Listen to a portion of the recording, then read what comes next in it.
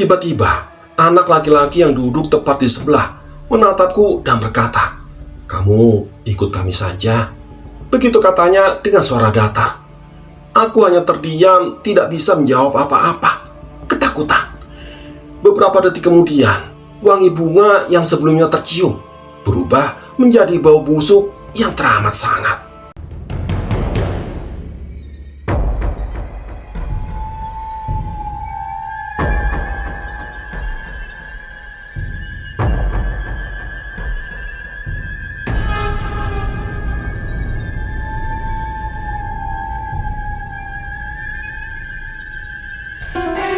Bismillahirrahmanirrahim. Assalamualaikum warahmatullahi wabarakatuh. Ya, kembali lagi bersama Cerpen Horor.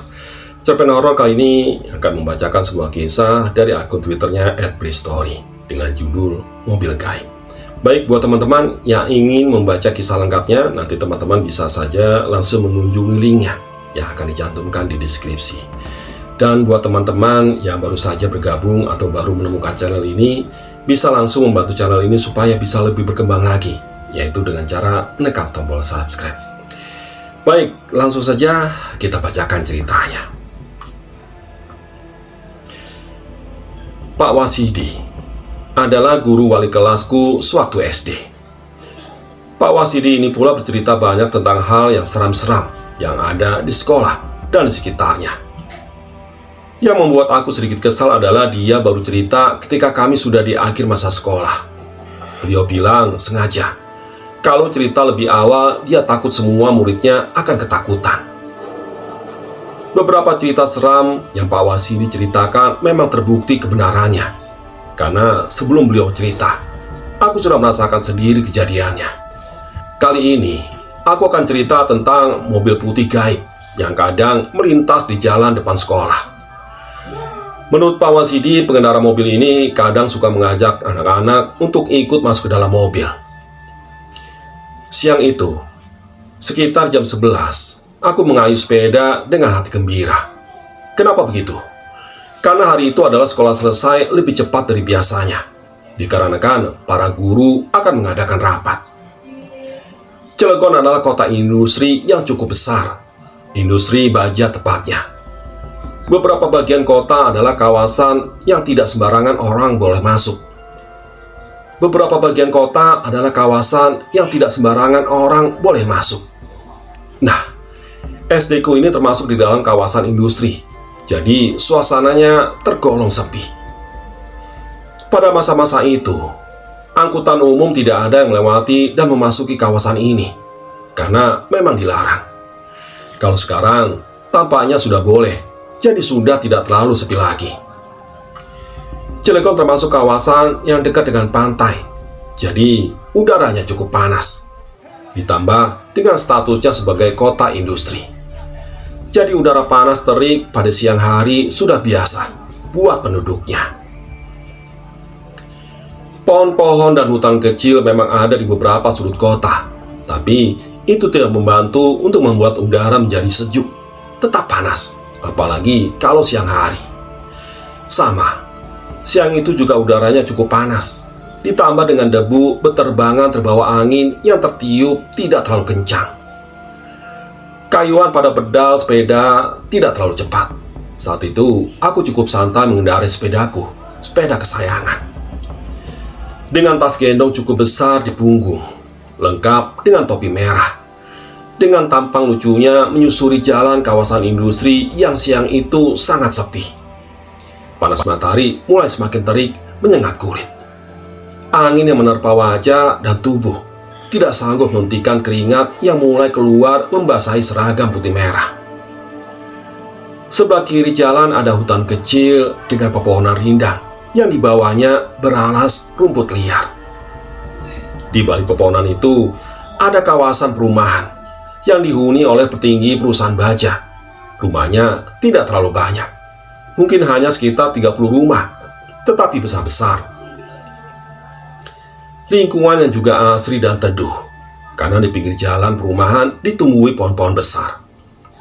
Oh ya, aku mau cerita sedikit tentang perumahan ini. Kawasan yang menurutku cukup menyeramkan. Ada satu orang teman sekelas yang tinggal di perumahan itu. Samsul namanya. Aku sering main ke rumah Samsul karena memang letaknya tidak terlalu jauh dari sekolah. Tidak jauh dari rumah Samsul ada teman bermain. Teman ini dikelilingi pagar besi yang tetap berdiri kokoh, walaupun karat sudah banyak menutupi beberapa bagiannya. Di dalam taman, pohon-pohon rindang berdiri hampir di setiap sudutnya. Beberapa sarana bermain ada di dalamnya. Ada perosotan, ayunan, cungkat-cungkit, dan lain sebagainya. Sayangnya, taman ini tidak terawat. Sama sekali tidak dirawat. Daun-daun kering banyak berserakan. Sarana permainan banyak yang rusak, jadi tampak seram walaupun siang hari. Di sisi kanan taman ada danau kecil. Seharusnya danau ini juga terlihat bagus, tapi karena tidak ada perawatan, jadi tampak seperti rawa-rawa. Terlihat cukup menyeramkan juga.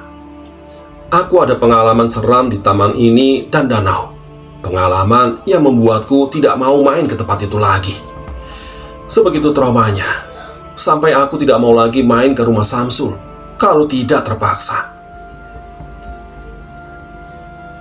Sebelah kanan jalan yang tengah aku susuri siang itu adalah tembok tinggi yang di baliknya ada pabrik-pabrik. Di ujung tembok ada pos keamanan yang letaknya tinggi di atas. Pos ini masih tampak seram walaupun dilihat pada siang hari. Agak trauma melewati lagi setelah kejadian yang pernah aku alami. Tapi tetap saja, mata ini ingin melirik ke arah atas tempat pos berada. Pos yang tidak terawat karena memang sudah sejak lama tidak pernah difungsikan. Aku lanjut mengayuh sepeda untuk menjauhi tempat itu, ke arah pulang. Jalanan tetap sepi. Belum ada satupun terlihat kendaraan yang melintas. Hanya aku seorang. Jam sudah menunjukkan hampir di pukul 11.30 siang. Ketika suasana tiba-tiba berubah menjadi sedikit mencekam. Terik panas sinar matahari tidak mampu mengalihkan perasaanku yang merasakan hal yang aneh, yang sangat berbeda. Ditambah dengan tiupan angin yang tiba-tiba berhenti. Aku menghentikan laju sepeda, berhenti tidak jauh dari pos kosong yang tadi dilewati. Memperhatikan sekitar, memandang ke arah sekeliling, mencari keanehan yang mungkin sedang terjadi, dan luput dari perhatian. Akhirnya aku menoleh ke arah belakang, ke arah jalan yang sudah dilewati sebelumnya, dan ternyata ada yang menarik perhatian. Ada sesuatu yang terlihat, walaupun bercampur dengan fatamorgana, yang terjadi akibat suhu udara panas. Dengan jelas aku dapat melihat ada mobil di kejauhan. Mobil yang berjalan tidak terlalu cepat menuju ke arahku berdiri. Semakin lama mobil itu semakin mendekat, semakin jelas terlihat bentuk dan warnanya.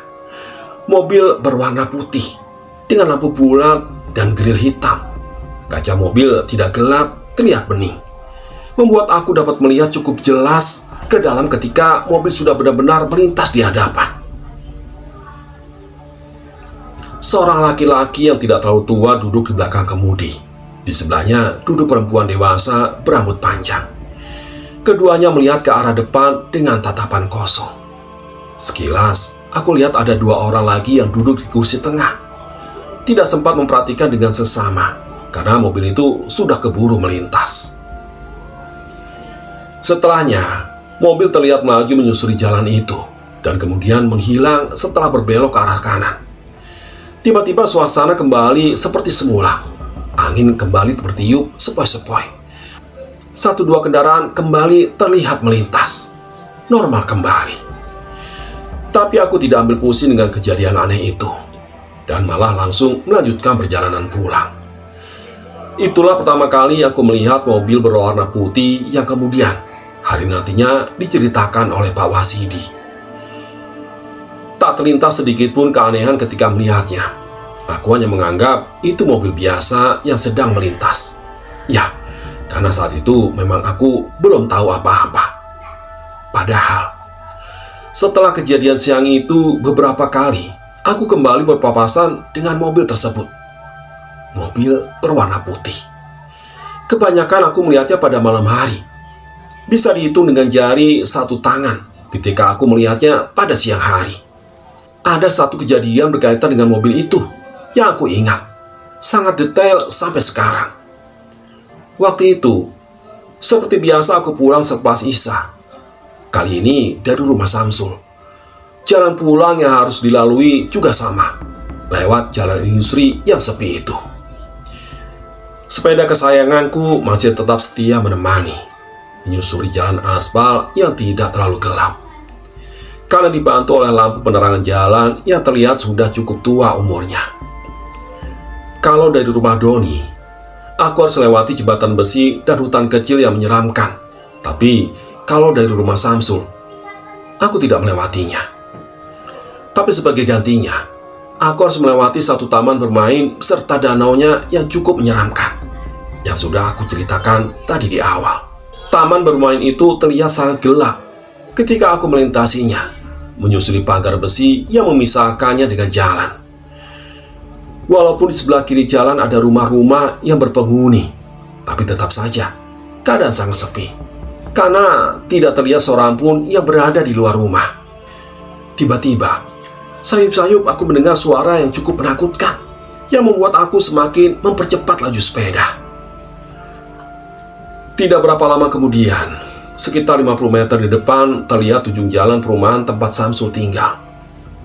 Setelahnya, aku harus belok ke kiri dan memasuki jalan industri yang sudah biasa aku lalui.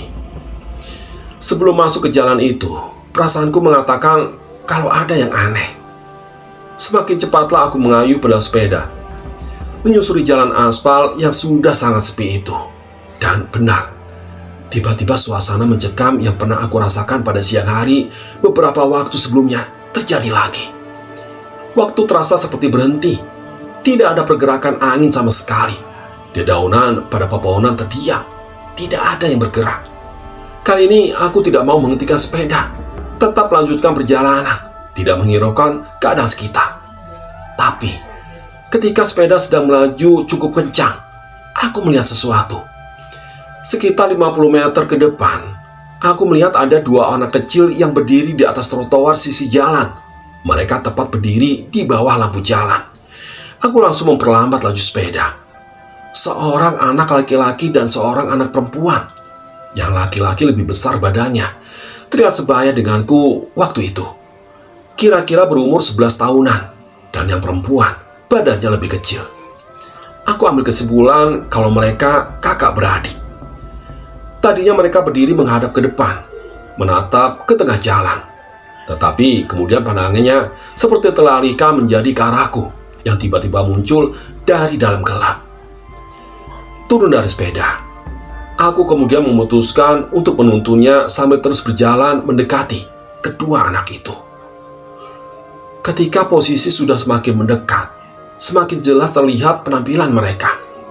Yang laki-laki berpakaian putih, dengan kemeja lengan pendek yang bawahnya dimasukkan ke dalam celana panjang kain berwarna gelap.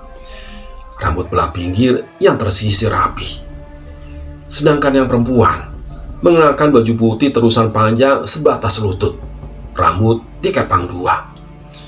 Kedua anak itu tampak seperti akan menghadiri sebuah pesta atau acara pernikahan.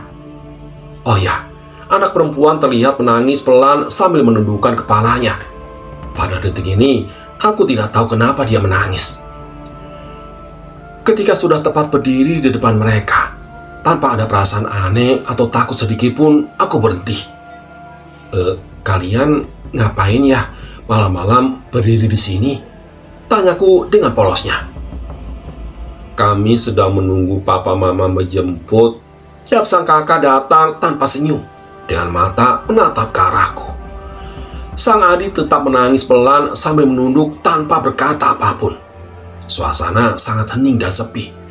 Tidak ada suara apapun di gelapnya malam itu. Tidak ada hembusan angin. Tidak ada. Hanya suara sesenggukan tangis pelan anak perempuan itu. Tiba-tiba, mata keduanya kompak melihat ke arah belakangku, ke arah jalan yang sebelumnya sudah aku lalui. Refleks, akhirnya aku juga melihat ke arah pandangan mereka. Aku menoleh ke belakang. Ternyata, dari kejauhan terlihat ada mobil yang berjalan mendekat.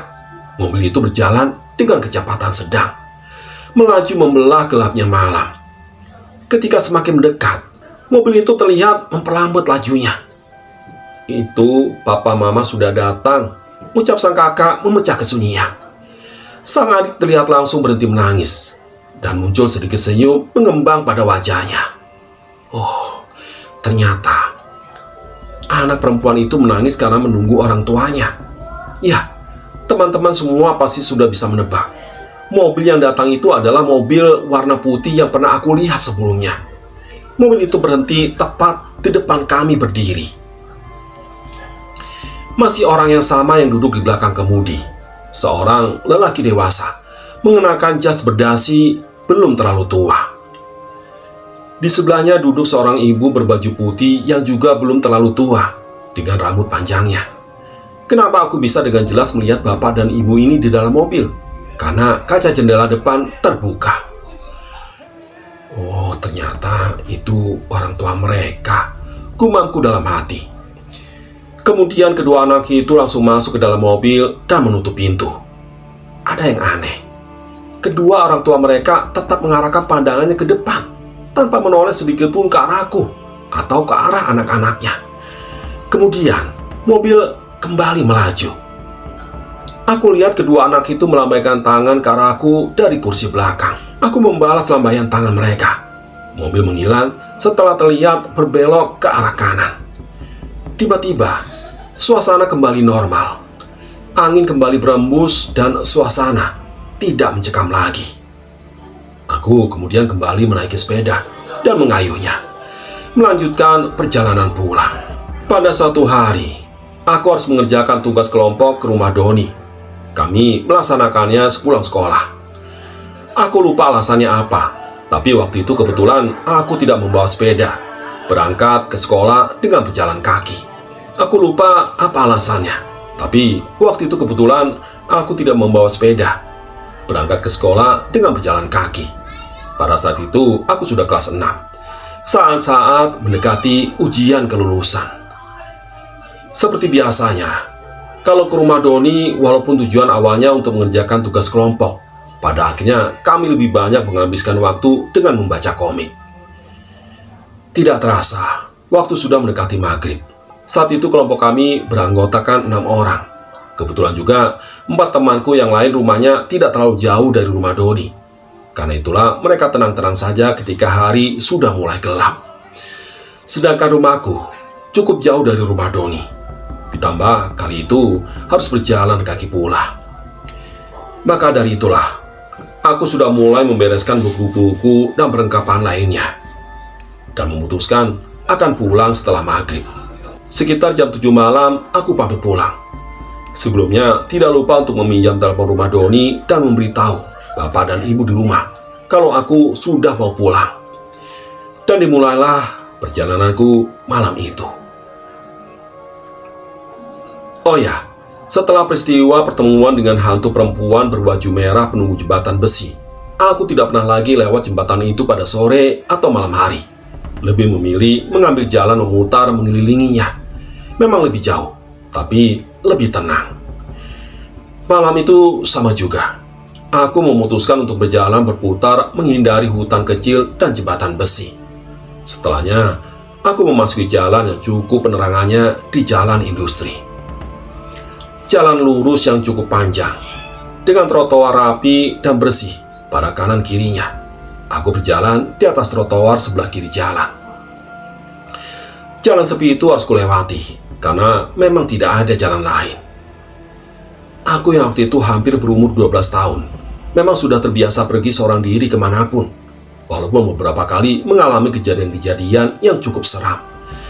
Tidak membuat aku kapok untuk melakukan petualangan-petualangan yang baru. Angin berembus pelan menerpa wajah. Udara hangat cenderung panas yang memang menjadi ciri khas kota Cilegon, membuat keringat cepat bercucuran membasahi badan. Suara gesekan sepatu hitam dengan trotoar terdengar dominan mengiringi langkah, diiringi suara pepohonan di kanan kiri jalan yang ditiup angin. Sepi, ya, sangat sepi. Aku kembali melirik jam tangan. Sudah mendekati jam 8 malam, dan aku belum juga merampungkan setengah perjalanan. Perasaanku mulai tidak enak ketika suasana yang cukup aneh itu mulai terasa kembali. Suasana yang sudah beberapa kali aku rasakan ketika melintas di jalan itu. angin berhenti bertiup. Pepohonan berhenti bergerak, waktu seperti berhenti berputar. Hening, sepi sekali. Hanya suara langkah kakiku sendiri yang terdengar. Perasaan tidak enak berubah menjadi rasa takut. Aku langsung mempercepat laju berjalan. Sesuatu akan terjadi beberapa saat lagi. Ketika sedang fokus berjalan, setengah berlari, dalam ketakutan, aku melihat ada kilatan cahaya menyinari jalan. Cahaya itu bersumber dari arah belakang. Aku langsung menghentikan langkah dan perlahan menoleh ke arah sumber cahaya. Ternyata, di kejauhan aku melihat ada sepasang lampu mobil yang menyala cukup terang. Pada saat itu, aku belum bisa memastikan itu mobil apa. Mobil berjalan dengan kecepatan sedang, menembus gelapnya malam, mendekat ke arahku yang berdiri diam memperhatikan. Setelah sudah cukup dekat, akhirnya aku dapat melihat dengan jelas kalau itu adalah mobil yang berwarna putih yang sudah beberapa kali aku lihat sebelumnya. Mobil itu terlihat mengurangi kecepatan ketika semakin mendekat dan berhenti tepat di hadapan. Aku hanya berdiri diam ketika ibu yang duduk di depan berkata, "Kamu mau pulang kemana? Ini sudah malam." Saya mau pulang ke kompleks seberang, Bu," jawabku dengan polosnya. "Nah, kebetulan satu arah. Ayo naik, kami antar pulang," jawab ibu itu lagi. Awalnya aku sempat ragu, karena bapak selalu berpesan kalau jangan sekalipun ikut ajakan orang yang tidak dikenal, siapapun itu. Aku melirik ke tempat duduk bagian belakang mobil. Ternyata di situ ada anak laki-laki dan perempuan. Aku mengenalinya. Mereka yang pernah aku temui di pinggir jalan beberapa waktu sebelumnya. Mereka tersenyum ke arahku. Kemudian aku melihat jam tangan. Sudah menunjukkan pukul 8 malam lewat sedikit. "Ayo naik," suara ajakan ibu itu membuyarkan lamunanku yang diam dalam kebimbangan. Beberapa detik kemudian, aku ambil keputusan untuk masuk ke dalam mobil. Kemudian mobil berjalan perlahan meninggalkan tempatku terakhir berdiri. Di dalam mobil, aku memperhatikan sekitar. Bapak yang mengemudikan mobil mengenakan jas. Ibu yang duduk di sebelahnya mengenakan baju putih. Aku duduk di belakang bersama kedua anak mereka. Anak laki-laki dan perempuan itu pakaiannya persis seperti pakaian yang mereka gunakan pada waktu aku melihat mereka pertama kali. Mereka berempat tampak berbaju rapi, layaknya orang yang akan menghadiri suatu pesta. Keanehan mulai aku rasakan ketika tersadar kalau mereka berempat hanya diam, tanpa berkata sepatah kata pun. Pandangan mengarah ke depan dengan tatapan kosong. Aku semakin merinding ketika tiba-tiba mencium bau wangi, seperti wangi bunga yang aku tidak tahu bunga apa pastinya. Puncak titik ketakutan terjadi ketika aku tersadar kalau ternyata mobil itu berjalan tanpa mengeluarkan suara sedikit pun. Berjalan dengan tenang, berjalan seperti melayang, tanpa menyentuh aspal. Aku semakin merinding ketakutan. Tiba-tiba anak laki yang duduk tepat di sebelah menatapku dan berkata, "Kamu ikut kami saja," begitu katanya dengan suara datar. Aku hanya terdiam, tidak bisa menjawab apa-apa. Ketakutan. Beberapa detik kemudian, wangi bunga yang sebelumnya tercium berubah menjadi bau busuk yang teramat sangat. Aku mual, pingin muntah. Tangan menggenggam erat gagang pintu mobil yang terasa sangat dingin. Aku gemetar ketakutan. Untunglah, dari kejauhan sudah terlihat jalan masuk ke tempat rumahku berada. "Pak, saya turun di sini saja. Itu jalan ke rumah saya," ucapku sambil menunjuk ke depan. Bapak itu tidak mengucapkan kalimat apapun. Mereka semuanya tetap diam membisu. Kemudian aku merasa mobil mulai melambat dan berhenti tepat di depan jalan masuk ke kampungku. Terima kasih ya, Pak." Cepat-cepat aku membuka pintu dan turun dari mobil. Langsung berlari masuk ke lingkungan kampung tanpa berani melihat sedikit pun ke arah mobil itu lagi. Salah satu 10 menit yang paling mengerikan yang pernah aku alami. Ketika sampai di depan pagar, aku melihat rumah dalam keadaan terang dan terlihat banyak orang di dalamnya. Lah, kok rumah ramai banget? Ada apa ya? Masih bingung aku masuk ke dalam rumah. Di dalam ada bapak dan ibu. Ada Pak RT juga ditambah dengan para tetangga lainnya. Dan yang tambah membuat bingung ternyata ada bapaknya Doni juga. Ada apa ini? "Nak, kamu tuh kemana aja? suara ibu terdengar hampir menangis. "Loh, kok kamu pulangnya malam sekali? Memangnya kamu dari mana?" Dengan nada suara yang cukup tenang, bapak bertanya. Dari rumah Doni, Pak. Kan tadi saya udah telepon." Jawabku yang semakin bingung. "Ya, tapi ini kan sudah jam 1 malam. Kok kamu nggak kasih kabar?" ucap bapak. Jam 1 malam? Aku langsung melihat ke jam dinding. Dan ternyata benar. Waktu sudah menunjukkan jam 1 tengah malam. Bingung. Aku bingung dengan semua ini. Aku ingat betul ketika aku naik mobil putih itu masih jam 8 malam. Perjalanan mobil sampai ke jalan depan kira-kira hanya sekitar 10 menit. Tapi tiba-tiba aku sampai rumah jam 1 malam. Kok bisa? Pantas saja bapak dan ibu terlihat panik. Dan banyak tetangga yang kumpul di rumah. Semua kebingungan mencariku yang dianggap menghilang berjam-jam. Tidak berapa lama, tetangga-tetangga kembali pulang ke rumahnya masing-masing, termasuk bapaknya Doni. Ketika rumah sudah sepi, aku kemudian menceritakan semua yang baru saja aku alami ke bapak dan ibuku. Peristiwa yang sangat menyeramkan. Ya, demikianlah cerpen horor kali ini.